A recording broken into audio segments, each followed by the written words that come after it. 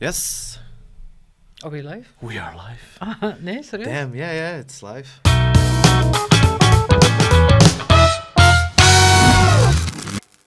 Welcome to Chaos and Amazement, where we explore the impact of digital technology on our daily lives, and the technology let us down, the city power. We just had a power cut. My name is 𝗬𝗲𝘀, My name is Phil. and together we're building Social Runners, socialrunners.com, a platform where marketing people like me can book creative people like Phil. Yes. And as usual, because this is the 10th episode, if I count that 1 week that you were in Sweden, Yeah. which I do count it. I brought another bag full of chaos and amazement, and I'd like to start with a follow-up of what we've discussed before. So remember that there's a lot of companies that are starting to integrate OpenAI's API into their services so that they are able to say that they also have AI-powered features, right? So Snapchat was one of those that was really early together with Bing. And I suggested to call their AI chat bot to call it Snappy, but I didn't. A missed opportunity. They call it, wait for it, My AI, which is like the lamest name, My AI. That sounds like the lamest tasting cocktail you can ever think of. That would taste like literally nothing, like snot. And Yeah. you had to come up with a name for that cocktail. It would be My AI. Yeah. So I'm a little disappointed. Snappy would have been great, but we can't have everything. And then we talked about this Twitch show that was inspired by Seinfeld TV. Yeah. And Of it got banned because the character made some really bad jokes. So the joke in themselves were not funny, but they were also very, a little painful to watch because it was very transphobic what was being said. So they got kicked off for like a month or so, and now they're back. They're back. So Nothing Forever Season 2 is now still. That's very smart of them to call it Season 2. Twitch.tv/WatchMeForever, and it just continues where it took off. Since, of course, saying hurtful things about minorities. Yeah. So that's a little. Have they fixed it now? I hope so, because now, of course, everyone is paying attention to the dialogue right now, whether there might be something. I can imagine that some people will be recording from the screen constantly, including the audio, so that they can have a little clip that proves that the AI has made another mistake because it might have said something, insulting or about God knows who. But so far, so good. So good. So no problem at all. Watch me forever on twitch.tv. But before I get back to the AI, which is all inevitable, it's 2023. If you have a talk show about tech news, you cannot ignore the fact that we're living through a technological singularity that is fueled by AI. But this week also on Wednesday, the 8th of March, was also International Women's Day. And as a woman each year, I always hold my breath because sometimes it's so cringe. What you will have is that the male, of course, CEO of a company will then pose with the female employees, and then I don't know, the copy that accompanies this is always so like, oh no, please, that's not Women's Day. And last year they had a Twitter bot, and it came back especially for the occasion. It's called Pay Gap App. So Pay Gap and then app with 2 P's, Pay Gap App. And what it does is that to call out companies on Twitter that use the official hashtag for International Women's Day, and then check whether this company actually has a gender pay gap or not. Because this is a type of information that very often is public. For example, one of them, Wizz Air, which is an airline, where you had, again, the male boss posing with some of the female employees, celebrating International Women's Day, and then Pay Gap App just called them out and said, for example, Wizz Air has a 60.5% pay gap, and that's even bigger than the previous year. So I loved how that's why I still love Twitter, for little things like that. And then a creative agency called ACE, ACE, they introduced MissJourney.ai. So instead of MidJourney.ai, Yeah. Nice. it's MissJourney.ai. And I like that a lot better because it's another alternative text-to-image generator. But what it really tries to show is that if you ask AI to visualize a professional, less than 20% are women. So If you ask AI to visualize a professional, less than 20% are women. I couldn't have said it better. Artificial intelligence, or AI. These programs create images, and these images have never been seen before anywhere. Artificial intelligence to generate images. Anything you type into art. There is a big gender bias. They say that AI is pushing mankind forward, but what about womankind? TEDx Amsterdam Women presents MissJourney. It's very well made. I like the message. And the reason for this bias is, of course, it's been trained on what's being used in, like, for example, Google Images. If you type in doctor or keynote speaker in Google Images, you will see that it will, because a lot of keynote speakers were, unfortunately, male until a couple of years ago. But I like the idea behind it. I like the message, and I really like the way it's been built because it's very well made. And it's spot on for International Women's Day. So good for you, Creative Agency Nice. ACE and TEDx Amsterdam. The integrations of, as you know, OpenAI has now fully opened their AI API, so they're calling it Whisper, and people pay as they go, right? So companies pay as they go. We already had Snapchat and a few other examples. Now, Grammarly has also integrated a new generative AI tool. Oh. And I like that a lot because I have been using Grammarly for quite a while now. I have the pro version. And if you write books as I do, of course you need, it started off as a spell checker really, but lately it's become smart. It was already AI driven. It kind of learned from what you accepted as the suggestions for improvement in your writing style. Yeah. And then lately I also noticed that sometimes it will now suggest, would you like to sound more confident? Who doesn't? Who doesn't want to sound more confident? So of course, every time I say, oh yes, Grammarly, I do. And then it will completely rewrite one of the sentences and then leave out things like maybe or might. Yeah, or So- informal or stuff like Yes, that. Yeah. yes. And but now it is going to offer a feature called GrammarlyGo. In April 2023, the tool will be available to all users, via all users, and that probably means not just the premium ones, via a beta program that starts, basically next month. And this would include not just that you type in or copy-paste as I do a text in Grammarly and then Grammarly corrects it, is that you actually prompt Grammarly and say, write a blog post. That would be nice.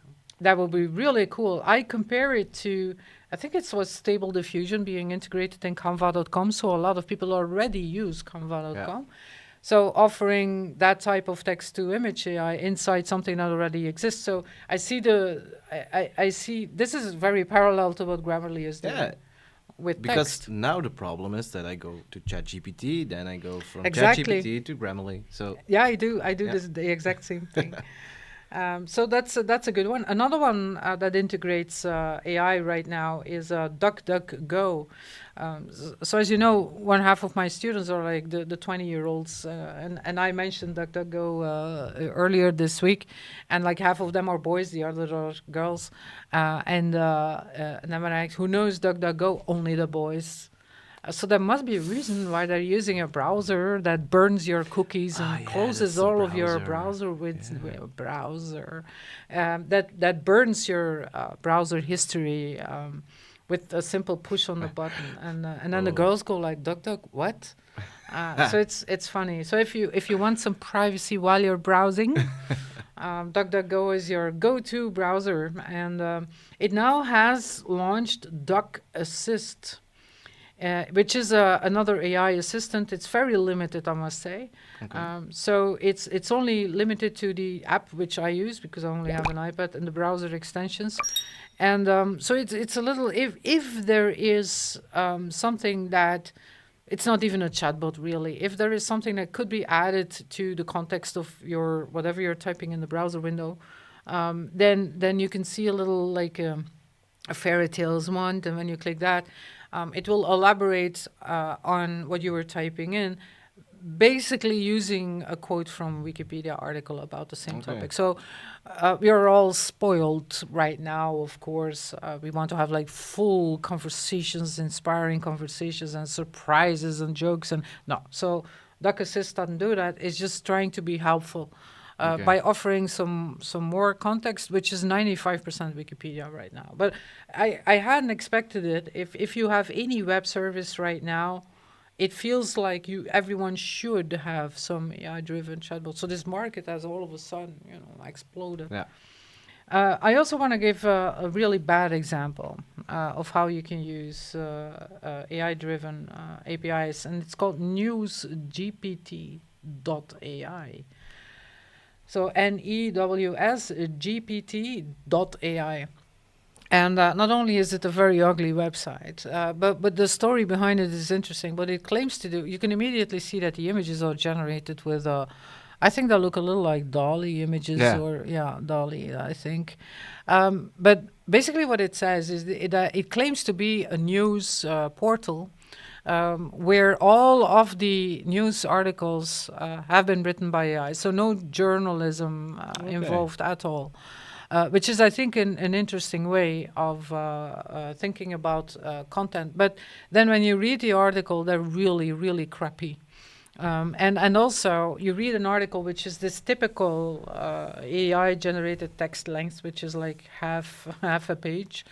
So it doesn't source, it doesn't use any source. So what I think this guy is doing is looking at what is trending on Twitter, for example, because Twitter trending is usually linked to breaking news, not always, but usually. And we then click on whatever term, keyword that is trending on Twitter, copy-paste the first page of tweets linked to that trend into, get ready with a button, into ChatGPT. Have ChatGPT cobble together something that looks like a news article based on 20 tweets, around this trend, and then have Dolly or something borf out an image. It's a good idea, but it's not very well executed. No. So it's a very crappy website. Do not recommend it. Do not go to newsgpt.ai. And then something else that we, in the Washington Post, published a news article this new week about, remember we talked about deepfake audio. Yeah. So this is technology that is now freely available for a lot of people. We mentioned this Spanish startup, for example, where you can easily upload someone's voice, your own voice or Obama's voice, and then have fairly realistically have in real time, even while you're gaming with your friends, have the voice of Donald Trump, for example. So this AI voice cloning technology is, of course, also being abused. Yeah. And this particular news article at the Washington Post, it was very sad, actually, because what's been going on is that AI voice cloning has been used to impersonate family members in distress in order to fool victims into losing thousands of dollars. So what will happen is that someone's grandma gets a phone call, and when she picks up, it is the deepfaked voice of her grandson, who is not calling from his usual phone number, but the grandson's voice says, "Grandma, you need to help me. I'm in trouble. I'm in jail, and they won't leave me out, and I'm being tortured, something like that. They took away my smartphone."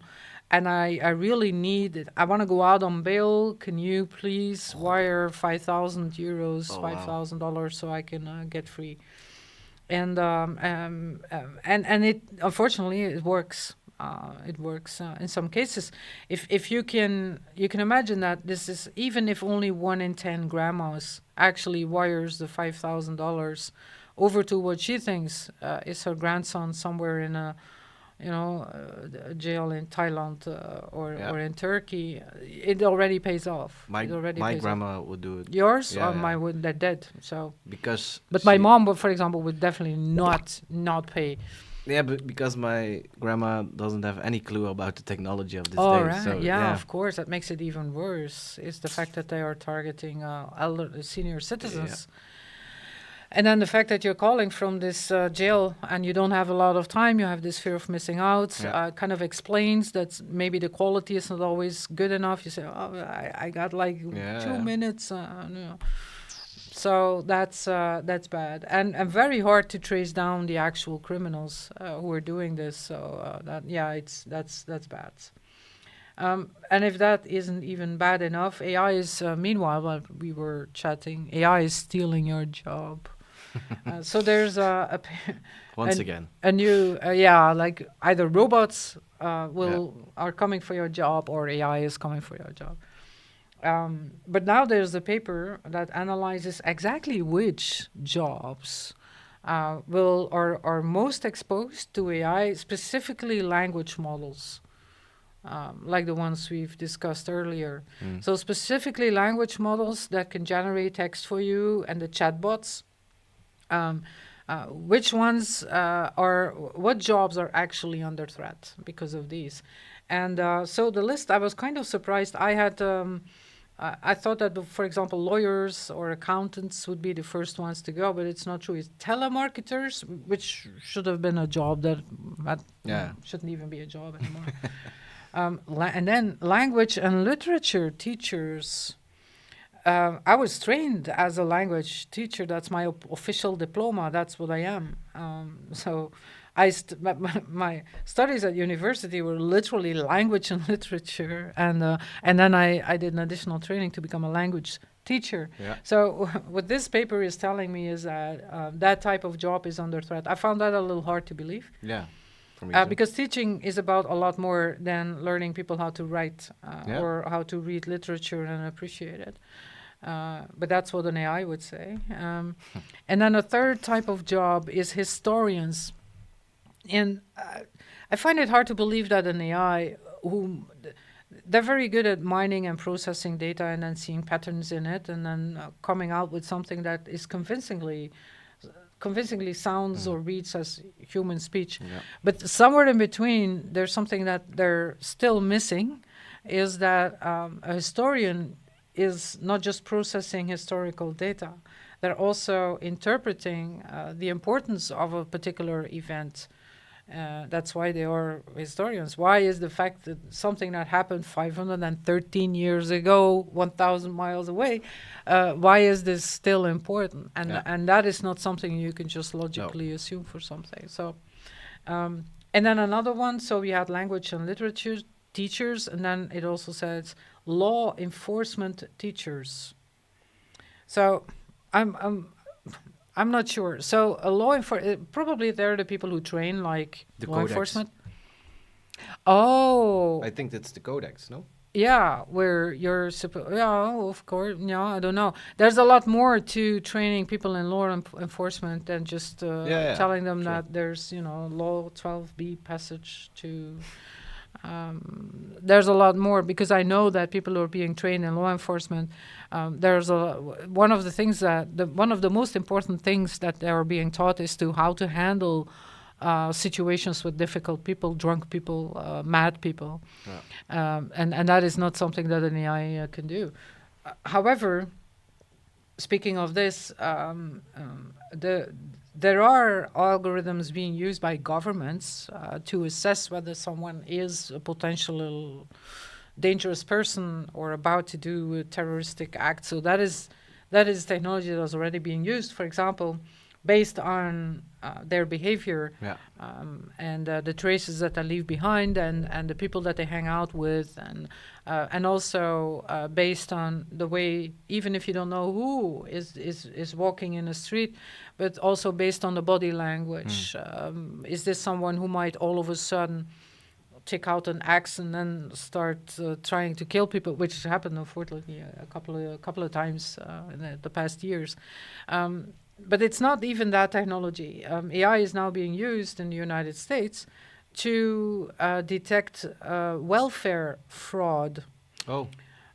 Which, from a government's point of view, makes sense. Yeah. So there's a lot of data. The AI sees the patterns in there and can then a lot faster than humans would, Yeah. can prove from maybe even circumstantial data, but still data, that a person is probably only claiming to be handicapped or only claiming to have 5 children while they're Yeah. not. But the Wired.com now looked a little closer, because if the system says that they don't say that the AI thinks that you're cheating, but whenever the system thinks that Yeah. you're cheating, you probably get kicked off welfare, and that has a Yeah, or lot they of consequences for will the rest visit of your you life. because Yeah. you're a red flag.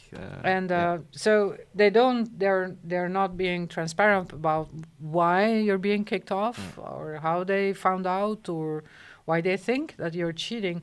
But the result is of course, it has life-changing consequences. Yeah. You will lose a source of income. You will lose food stamps. A lot of people in the U.S. depend on food stamps. And you lose access to a lot of services that might otherwise help you, work your way up in society. So Wired.com worked together with an organization called Lighthouse reports, and they found out that this AI has, and you knew this was coming, has a bias, a pretty racist bias. So so the result is very often linked to ethnicity and gender, and that is, of course, just like with the Google images, Yeah. that show a bias that humans have. The data that this AI was trained on is also an input, and it's trained on decisions by people who might themselves, when deciding that someone is cheating, have been racist or so what I learned from this is that we train AIs on ourselves, on our own behavior, and then we expect AI to be better than us. Yeah. Where along the line, where in this process, in this training process, would AI suddenly become more ethical than we are? There's no way. Because if it would become super ethical and then it goes completely off the scale, it would probably decide that humanity is not worth... Yeah, because all the negative posts are going viral. Yeah, because of all the attention. So if it's that smart that it's seeing that it's going viral, and that when it's that smart and they see this negative post is viral, then yeah, I would hate humanity as well. And then taking it back to welfare, yeah, it can become a self-fulfilling prophecy as well, because it can become super efficient at weeding out people who cost too much to the government, whether it's based on real data or some bias that snuck in because it was trained on human biased people. So that is the first time. Usually, I'm very enthusiastic about using algorithms to make a lot of workflows more efficient. But as soon as AI creeps up closer to the actual decision to kick someone off welfare, for example, that's not supposed to happen. No. But it could, you could run, in theory, you could run a completely automated government just by AI to decide who gets a little help from the government, like financial help, and who's supposed to pay more taxes. And then the balance would be, the balance between these two would be in real time be assessed by an AI. Yeah. Yeah, well, so the government, since we're on the topic, governments and technology. Of course, the government, the only thing a government really can do, there are two things they can do. So if they see things moving in their, whatever part of society that they're in charge of, like a country or a city, and they see things moving in the right direction, they will, and it's not moving fast enough, then a government can fund it, so it can move a little faster. And then when something is moving in a particular direction, but it's moving too fast, it's growing too fast, so it's becoming too big, then a government will tax it so that it slows down a little. So that is the regulation. That's the only thing they can do, regulation. Yeah, and my lawyer called me yesterday. Oh, and he told me that analytics... Was it really your lawyer, or was it a deep-faked voice? No. It's also a good friend, so it's trusted. No, he showed me his blog post he posted today, and it's about Google Analytics, that they gonna forbid it. In France, it's already forbidden. Yeah. But everybody's using this, the government as well. So what is happening? Is it because of that they are scared of AI? That they want to cut off data? Google Analytics is notoriously bad at identifying individuals. They're not even interested in that.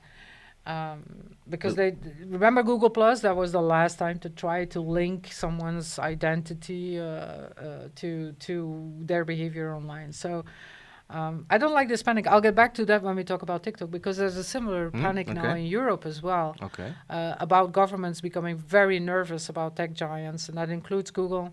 Facebook had this whipping a couple of years ago. It started in 2017, so they're like the veterans of getting their ass kicked by governance. But now Google is getting it and TikTok is getting it. Okay. But I want to stay in the land of what governments can do. Yeah. And how they can use technology. So here is like the most drastic thing a government can do when their citizens are doing stuff that they don't like, because they're a dictator, for example, and their citizens, they want to go out in the streets and then protest what's going on. So there is an off switch to the internet. It's not that hard to do. No. I think even in Belgium, there's like literal 3 physical things that are not that big and not that well secured, and you could literally flip the switch and then like there goes Proximus, there goes Telenet, and then maybe a third one, and then the whole country goes dark. And there are countries in the world that actually do this as a way to punish or pressure their citizens. And And AccessNow.org just published a report of the countries that do that. And so if you look at like the large countries in this world, and think of dictatorships maybe first, can you guess a country that does this quite often? Third world countries? I don't know. I never heard about it. Oh, no, it's very, very common. In Iran, for example. Myanmar is also a country where people are not even supposed to say what they think, and then every time, online something is spread. I was surprised by the #1 country that does this, because I didn't see that coming. It's a country that is actually very proud of how many people are trained as internet specialists and developers. It's India. The report found out that in India, every time there's a protest, the government just shuts down the internet in whole parts of the country. And in 2022 alone, the Indian government did this 84 times. Oh, wow. 84 times. So when you see a country like Iran, obviously, there's still like a lot of people protesting against what's going on ever since they had this new government. And then when this happens in Ukraine, you can also understand why, because it's not the Ukrainian government. They're being sabotaged, of course, by the Russians. And then there goes the internet, just as we had before we went live.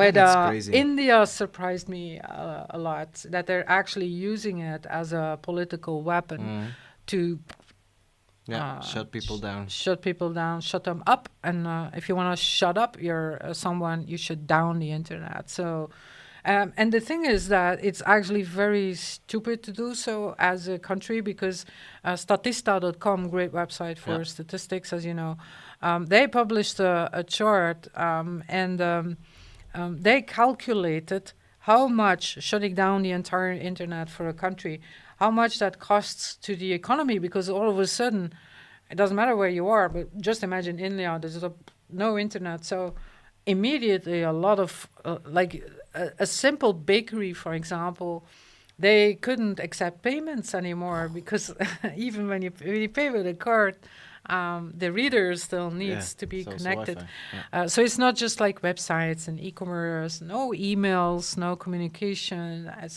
And that hurts the economy. And so the country that has most people affected and then linked to it, that depend on the internet to run their business, is Russia.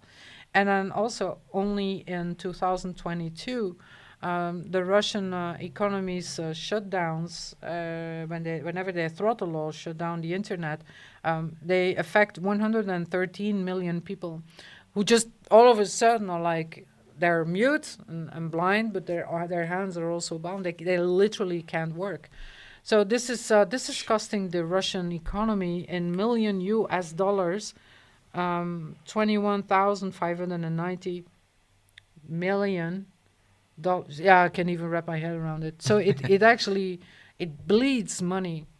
And for how long is this? How long is the internet? Over the whole year. So this is the cost over a whole okay. year, because you can. But I've been to countries like, for example, in Malawi, a very poor country. The internet is being shut down every day between 4 and 8 in the afternoon, and everyone knows. Okay. And then you can prepare for it. It's annoying if you're a restaurant, you have a freezer. Then you have to. A lot of big companies have their own diesel generators, and if you only have to run it for a couple of hours every day, it's still expensive, but you can plan for it. You know.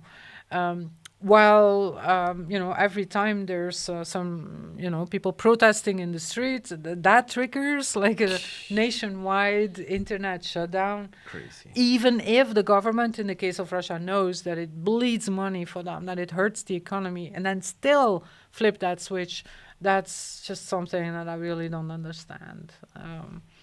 Especially if you're at war. War is very expensive. You need every ruble you can get. Yeah, so India is the last country will roll out with social ads. It could be a market, of course, because there's a lot of creatives over there. True. Absolutely. But they have fiber. So another thing that governments do, except trying to regulate the things going on in society and economics, and then if they're like a dictatorship, also shut down the country by shutting down the internet. Is issue identity, proof of identity.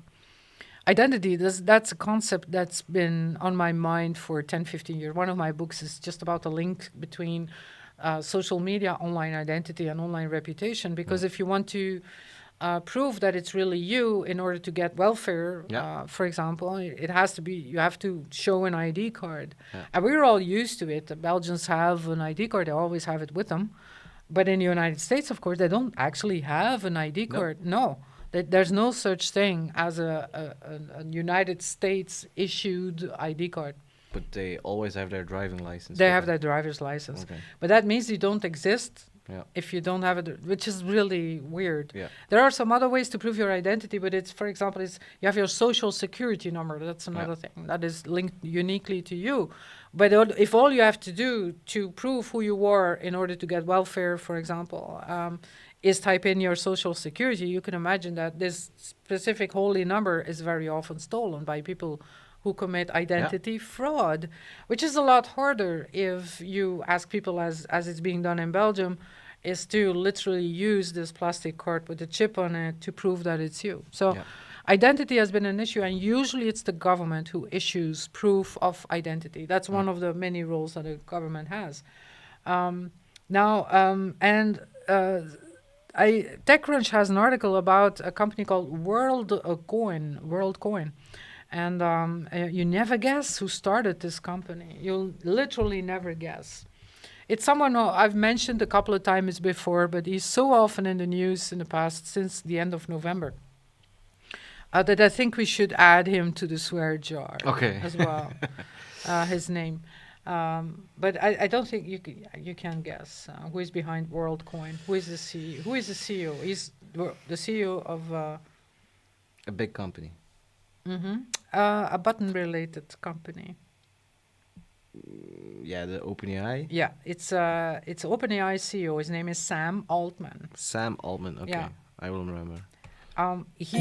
Voila, there you are, Sam. So far, Sam, the way he looks and the way he talks, he's obviously a very intelligent guy. And he is not like the genius CEO. He is just like someone who's very good at spotting where to invest. I see him more like a talented investor than as someone like it's not like the new Steve Jobs or anything, or the new Zuckerberg. Yeah. He is just he's still very young. I think he looks like 30 or something. And so far, he hasn't talked shit yet. I mean, the things that come out of his mouth usually still make sense. Yeah. Why am I being so careful? Because we had a few idiots before, that started out as geniuses and then ruin a company like Twitter. I'm not gonna mention his name even.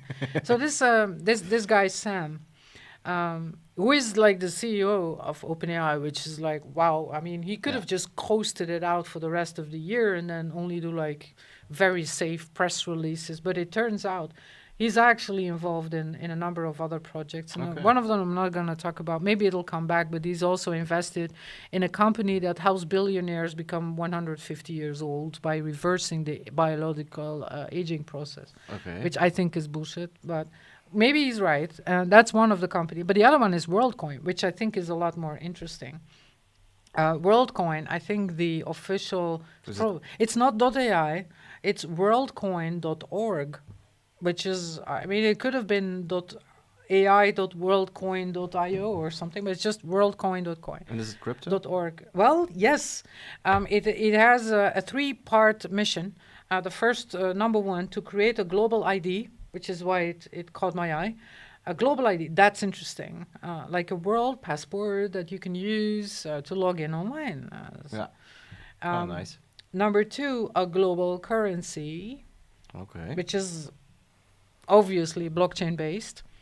And an app that enables payment, purchases, and transfers. Like, which one are you using? Stripe? Yeah, Stripe, yeah. Yeah, something like that. And I like it. I like it a lot. And the idea behind it is really good. It will also offer a number of services on top of that, other digital assets and traditional currencies. It's of course, that's very ambitious. Becoming your login for the world. Yeah. Yeah. And But with that many users in OpenAI, he can. 8 billion. No, but there are 8 billion citizens in the world. And you would be surprised how many people still do not have a consistent way of identifying themselves. That number is really high. The last time I checked, was this over 5 years ago, it was 20% of the world population. Oh. There's but as Belgians and Europeans, we think, what? We don't even leave the house without our ID. Yeah. But there's a lot of markets in the world, like in African continent, for example, where people are being born and die without ever identifying themselves in a consistent way. And that, of course, that means that they will miss out on a lot of things. Like welfare, healthcare. Healthcare is also, of course, healthcare is always linked to It's more than 1 billion people. Yes, exactly. Wow. Well, 5 years ago, last time I checked, I'll look it up. So of course there's a market for a global ID like WorldCoin, and initially it's linked to payment, but it's probably also logical, I think, linked to healthcare and access to a number of other things like education or voting. That's all. Yeah. Technically, of course, even thinking about it is difficult. It will be very complicated. Yeah. But it also has Sam Altman as a CEO, which means that, not the CEO, he's I think he's one of the funders. Let me see what his role exactly is. Advisor or something like that. Yeah, but the fact that his name is involved means that it will be easier now for them to attract investors, to attract really the talented developers. To attract countries, I don't know, a country like Venezuela could say, you know what, use us as your test case. Yeah. Would make sense. But even I will invest in the coin if I found it, so... And this opens up opportunities to a world government, and then interplanetary, of course. Wow. And then the first president could be Sam. Why not? So this is but right now, of course, investors are really eager. Some of the investors are the inevitable Andreessen Horowitz, but also Coinbase, which is where I have my wallet. So, yeah, me too. Yeah. So far they have hundreds of millions of dollars thrown at them, And yeah, this is. I'm gonna keep an eye on this one. It's going to be really, really interesting. Yeah. All right, Okay. WorldCoin. Remember, you heard it here first. Well, probably not, of course. Meanwhile, I've been blogging in the past few days, and then I just wanted, so binox.be is my blog, and one of the articles talks about Canva.com. I didn't know it was founded by 2 Australian people who are now like the richest Australians that ever lived. And I like the way Canva is evolving because they opened up a whole market of non-professional graphic designers, and they were very fast to integrate, for example, Stable Diffusion. And now, of course, they also have Canva Docs, where they also go AI first and writing assistant. So I like the way they created their own market of non-professionally trained creatives. Yeah. And from a website that initially social media managers loved because it made it very easy for you to create these headers for your Facebook page, and then Instagram posts that all look nice in a 3x3 grid. So there's on my blog, I've embedded an interview with one of the founders, and then the way he sees his company and how he manages the team. So I forgot his name. He's Australian.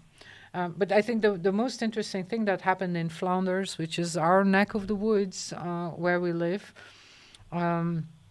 𝗦𝗵cie is a research company, and so they came out with some numbers that I wasn't shocked, but it was, I think, the first time that it was actually reported on this way. So 𝗦𝗵cie came out with a report called DigiMeter, which is, I'm pronouncing it this way because it's only in Dutch, but it revealed that while the pandemic accelerated the digitalization and techno-optimism of the Flemish, the love affair has now started to cool down. So remember this 20% bump on e-commerce adoption in Belgium year on year? Well, it's now back on the chart. The chart is just, as if the pandemic never happened. It kind of disappointed me. But that's not what caught my eye in this report. It says that 99% of the Flemish have access to the internet. And I compared it to the numbers for Belgium, which is like, the mother company. So datareportal.com has numbers on Belgium, and I already thought that 94.5, according to Data Reportal, of the Belgians have access to the internet. And I already thought that was a mistake. So if like 95% of the Belgians have access to the internet, and 99% of the Flemish, so the ones living in the northern part, have access.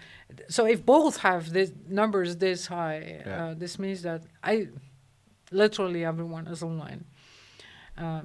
But of these people who are online, 40% of them consider themselves smartphone dependent. Yeah.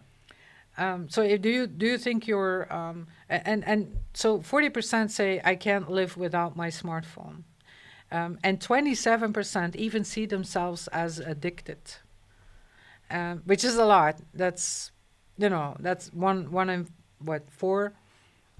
four Flemish see themselves as addicted to their smartphone.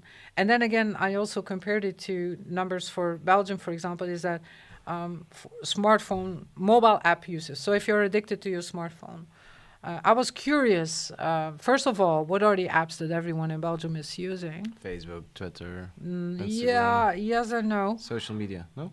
So data.ai is a great place. And so I asked data.ai, based on active users in the last 30 days, the most popular app in Belgium is... Facebook? No, the same company though. Instagram? No. WhatsApp? It's WhatsApp. Yeah. I always forget that this is... Yeah. Yeah. And WhatsApp is like the number... it's always in the top 3 of no matter what country you're looking at, except China and Russia, of course. Yeah. But if WeChat or something like that, no? Yes, they do. They both have their alternatives. The second most popular app, I mean, we don't have to always think about social media apps, because the number 2 most popular app in the past 30 days in Belgium, based on active users, is Chrome browser. Oh, Yeah, so these are numbers for both Android and iPhone phones. And I think this proves to me that the majority of people in Belgium have Android phones. yeah. Because we always think that everyone has iPhone, but these are incredibly expensive. I mean, a new iPhone will cost something like 1,500 euros. At the end of the month, I never have 1,500 euros to spend. So number 1, WhatsApp, number 2, Chrome, and then Facebook, and then number 4, in the past 30 days, so it kind of shot up for some reason, Samsung TouchWiz Home, which is an Internet of Things app, specifically for Samsung, which is like, whoa, where did that come from? Yeah. If you have, a Samsung smartphone, why is this TouchWiz Home all of a sudden on the 4th place in Belgium? Let us know in the comments, and then. Yeah, I'm genuine. Then there's Gmail, of course. Then there's YouTube. Then there's Messenger, and then there's Google. Let me look at Google Maps and Instagram. So When we are looking at YouTube, it's Gen Z. Gen Z is everyone. on No, the demographics for YouTube. That's one of those platforms that is popular. Do you remember these board games that used to say from 0 to 99 years old? Well, that's YouTube. Is that board game? From 2 years old until 99, they'll watch different things. So it's not just Gen Z. Because Gen Z will also, I don't see TikTok in this list, for example, for Belgium. Okay. It's still populated by mainly Google and Facebook. Yeah, Google and Facebook apps. That's with the exception of that weird Samsung TouchWiz Home. That's it, really. So that was interesting. And I was also curious about if they say they are addicted to their smartphone, are there any numbers about what that exactly means? And these numbers, I think that was also from I think it was also Data Reportal. So how, in terms of hours per day, how many hours per day are people glued to the small screen? So there are 24 hours in a day. 7 hours. It's 5, which I thought was already a lot. Yeah, my time screen is 7 hours. 7? Yeah, but it's my contact. This is my working phone. Yeah.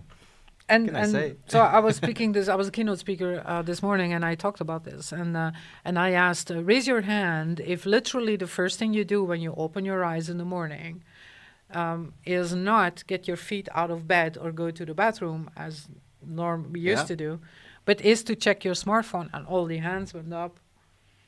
So, wow. Yeah, that's one thing that I don't want to do because it's not that good on your eyes. Melatonin, I don't know what the name is. I trained myself to not take the smartphone inside the bedroom. Yeah. Because the blue light is not good for you in the morning. You need to have sunlight. But most people will keep their smartphone close to them because they use it as their wake-up call. Yeah. But then it's also charging next to you, and then when you're a light sleeper, the cat wakes you up, like in my case, and then you go, oh, let's just, check my feet. And that's really bad because you break your sleeping pattern and you're looking at blue light in the middle of the night. So I decided that I banned the smartphone from my bedroom. Okay. But that was easier when I started wearing an Apple Watch. Yeah. Because if I have to set an alarm or I want to know what time it is, I just look at my Apple Watch and that's enough for me in the bedroom. And the smartphone never gets. That's one way. The 𝗵𝗵cie in this report were also asked about what are you going to do, and one of them is to turn off notifications from specific apps. That's another thing I changed 2 years ago. To turn off all notifications of everything. Yeah, you have the patterns, the status of your phone. What is that? Wait, what is? Do not disturb, personal work. I am constantly in do not disturb. I wish I could do that in real life. It shows the color of my face, tells you I'm in do not disturb. If you really want to talk to me, you have to address me at least 3 times Yeah. within 2 minutes, because that's what the settings of my smartphone are right now. I got this. I'm in moon. Yeah. Not in flight mode, but in moon mode. Which means that if someone decides to call me, which, by the way, you should never do, don't ever call me. I don't like getting phone calls at all. That they only get through when they try 3 times within 2 minutes. But notifications, no, nothing. I mean, not even on the app icon level. Yeah, what I even do is that I change my home screen. When I'm going to sleep mode, it's more like, okay, YouTube for meditation music, or because I got YouTube Music Premium, or my calendar for the next day, just to look at it. But no social media apps. I try to, but But sometimes. just ban it from your bedroom. Yeah, That's, I I need to think, do the it. best thing, the smartest thing you can do. So that's one of my blog posts there. I also briefly discussed, but we'll pick it up next time, because I noticed that we're running out of time. But another one there's this YouTube channel called AI Explained. I have no idea who's behind it, probably an AI. But it's very well made content. AI Explained. I definitely recommend it. And this YouTube channel, the author tries to explain what the potential is of GPT-5. GPT-5. GPT-5, yeah, that's interesting. I like the idea alone, which is if you follow the logic, GPT-3. There is no GPT-4. We know that there is GPT-3 and then GPT-3.5, and there are rumors that one that is integrated in Bing is GPT-4. But the name itself, sometimes car models do the same thing. That there seems to be like a logic in the way they're being named, and then all of a sudden, the one that made it out, I guess, the one that got away, the number is missing. So something similar is going on. Yeah. Which the naming of GPT. But so all eyes are right now on GPT-5. It feels a little like talking about G4, G5, 5G, 4G, which also has a very illogical number. But AI Explain has makes an interesting case for GPT-5 and what it will be able to do. Based on a number of reports that came out. And so it will have, of course, better data extraction techniques, better data, more data. And then what he mentions, fascinating, automated chain of thought prompting. Okay. And teaching models to use calculators and API. I have no idea. I just want to sound smart. So what is holding OpenAI? And so we haven't officially installed the buzzer yet for Sam Altman, right? So I can just mention his name. Yeah, but I'm gonna do it. Anyway, okay. So We Sam need some Altman euros. tweeted. It's like Enlo Light, what he's tweeting right now. So I hope he's not decloaking as an asshole, as some of the other boy geniuses have. But his tweet says, 2023, it cost $30,000 to get a simple iPhone app created and $300 for a plumbing job. I wonder what those relative prices will look like in 2028. The likely coming divergence between changes to cognitive work and changes to physical work could be quite dramatic. Now, this is a little, mysterious, but people in the know say that he's really frustrated about Oh, Siri, shut. I mean, so I had an iOS update, and then every time, this is so annoying. So Siri is still too stupid, and so I don't want Siri, and she knows it. So I shut her down. She's jealous. And then every time I do an iOS upgrade, Siri turns herself on. Yeah. And that's not okay, Apple. I mean, stop doing that. I think she's jealous It's about like a OpenAI. toxic ex-girlfriend that just shows up every time. And every time you have to change the lock. Anyway, so Sam Altman, he is. So sources say that, and this is included in this video on AI Explained, that he feels held back by regulation. Okay. So he wants this AI animal to roam freely so that he can quickly move on to GPT-5. And so that is what is behind this tweet. You can't just launch an app, which is technically very easy. But by now, we know that there's a lot of safeties that have to be built in to make sure it doesn't go wrong. So that's but please, I'm praying for Sam Altman's soul, and I hope the boy genius doesn't decloak as an asshole as some of the previous ones have. I want to end in beauty, something really weird first, maybe, and then something which I really like. Because it's something simple. So the first thing that was, I think, my most viral tweets of the past week is about a device which has been cleared by FDA, and it is a device. It's called OtoSet, which is OTOSET, OtoSet. And what it does, it looks like headphones, it's like Beats by Dr. Dre, but it has like a mini washing machine inside each one of the cups. And the people who are wearing it, they all look really happy and really chill. So what exactly is going on here? I need this. You do? I need this. Yeah. So it describes itself as a device for cleaning earwax by flushing out the ear canals and then sucking out the waxy water. And it makes my toes curl. I would definitely never put that on my head. Oh, yeah, I would.